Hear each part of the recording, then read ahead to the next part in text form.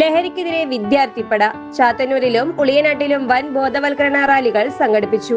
സമൂഹത്തെ നശിപ്പിക്കുന്ന ലഹരി എന്ന വിപത്തിനെതിരെ വിദ്യാർത്ഥികളെ അണിനിരത്തി Chathannoor, Uliyanad government higher secondary സ്കൂളുകളിൽ വിപുലമായ ബോധവൽക്കരണ പ്രതിഷേധ റാലികൾ സംഘടിപ്പിച്ചു. ചാത്തന്നൂർ പോലീസ് സ്റ്റേഷന്റെ സജീവ പങ്കാളിത്തത്തോടെയായിരുന്നു പരിപാടികൾ നടന്നത്. ചാത്തന്നൂർ GSSന്റെ നേതൃത്വത്തിലായിരുന്നു ലഹരി വിരുദ്ധ പ്രവർത്തനങ്ങളുടെ ഭാഗമായി ആദ്യ റാലി നടന്നത്.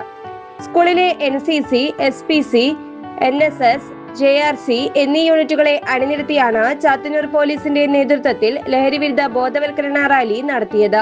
വാദ്യമേളങ്ങളുടെ അകമ്പടിയോടെ നീങ്ങിയ ഘോഷയാത്ര ചാത്തന്നൂർ പട്ടണം ചുറ്റി സഞ്ചരിച്ച് പൊതുജനങ്ങളിലേക്ക് ലഹരി വിരുദ്ധ സന്ദേശം എത്തിച്ചു. ചാത്തന്നൂരിലെ റാലിക്ക് ശേഷം ഉളിയനാട് ഗവൺമെന്റ് ഹയർ സെക്കൻഡറി സ്കൂളിലെ വിവിധ വിദ്യാർത്ഥി യൂണിറ്റുകളുടെ നേതൃത്വത്തിലും ശക്തമായ ലഹരി ബോധവൽക്കരണ പ്രതിഷേധ റാലി സംഘടിപ്പിച്ചു. സ്കൂളിലെ SPC, JRC, little Kites, school social service scheme തുടങ്ങിയ യൂണിറ്റുകളിലെ വിദ്യാർത്ഥികളാണ് ഈ പ്രതിഷേധ റാലിയിൽ പങ്കാളികളായത്.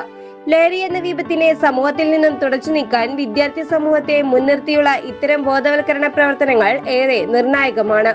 രണ്ട് സ്കൂളുകളിലെയും പരിപാടികൾ Chathannoor police station SHO Vinod PS ഉദ്ഘാടനം ചെയ്തു.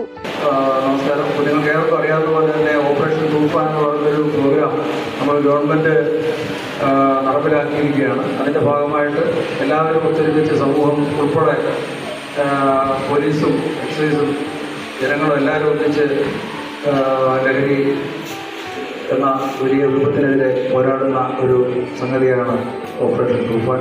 യഥാർത്ഥത്തിൽ നാളെയായിരുന്നു നമ്മൾ നടത്താൻ ഉദ്ദേശിച്ചിരുന്നത്. എന്നാൽ കാരണം നാളെ എല്ലാവർക്കും അറിയാവുന്ന പോലെ ലോക ലഹരി വിരുദ്ധ ദിനമാണ്. അപ്പോൾ ആ ദിവസം നടത്താനാണ് നമ്മൾ ഉദ്ദേശിച്ചിരുന്നത്. എന്നാൽ നാളെ അവധിയായതുകൊണ്ടാണ് ഇന്നത്തേക്ക് മാറ്റിവെച്ചത്.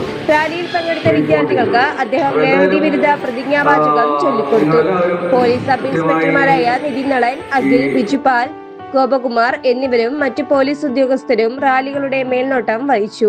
സ്കൂൾ അധികൃതരും അധ്യാപകരും പരിപാടികൾക്ക് നേതൃത്വം നൽകി. News desk, express news.